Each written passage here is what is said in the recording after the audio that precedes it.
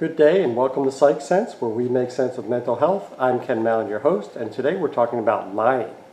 Now, I recently watched a TED Talk by Kang Lee about why children lie and whether it can be detected. Click on the card above or find a link down below in the description if you want to watch the video. Now, in study after study, when people are shown videos of children in which half were lying and half were not, people watching the videos correctly guessed who was lying about 50% of the time. So basically, when people are trying to tell if someone's lying or not, they're no better than random chance at deciding if someone's lying. Now, you might think the results would be better among experts, right? Well, you'd be wrong. The 50% correct number is pretty consistent across many groups studied, including the parents of the child, other parents, experts such as social workers, police officers, judges, and child protection lawyers, as you can see in the chart. So what's going on here? First, let's talk about when lying starts. Do you have to be a certain age in order to lie? Well, the answer is yes. Experiments have been conducted with children in which 3 playing cards are placed face down on a table. The evaluator tells the child if they can guess what any of the cards are, they will win a prize. The evaluator then gets a phone call or some other distraction and briefly leaves the room. Nearly all children, regardless of their age, will instantly pick up the cards and peek underneath, then place the cards back on the table face down. When the evaluator returns, she asks the child if they peeked. Now, on average, 30% of 2-year-olds lie. They just come right out and say, I didn't peek. And 50% of 3-year-olds lie. So the percentage jumps up quite a lot from 2-year-olds to 3-year-olds. Now, by age 4, guess what? There's another big jump. 80% of 4-year-olds will lie, and this high percentage basically continues thereafter. So the question is, what makes some 2 to 3-year-olds lie and some not? Now, in order to lie, a child must possess 2 attributes.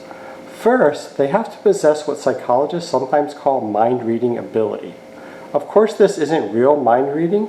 What we're talking about is the ability to know that someone else doesn't know what you know. A little bit tricky, but in other words, in the card example, the child peeks at the card, but if they're too young, they don't understand that the evaluator doesn't know that they peeked. Now, the ability to know that someone else doesn't know something occurs developmentally in the 2 to 4 year range. That's why we see those percentages climb very precipitously from 2 to 3 to 4 years old. Now, the second thing that the child must be able to do is they have to be able to control their facial expressions and their body language so the other person can't tell that they're lying. So they can kind of tell, hey, I'm giving this away, and they don't want to even attempt to lie unless they feel that they can control their ability to show it.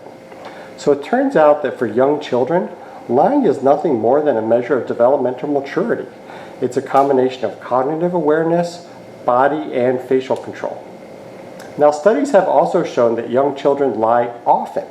In fact, during the course of a typical day, 4-year-olds lie once every 2 hours, and 6-year-olds lie hourly.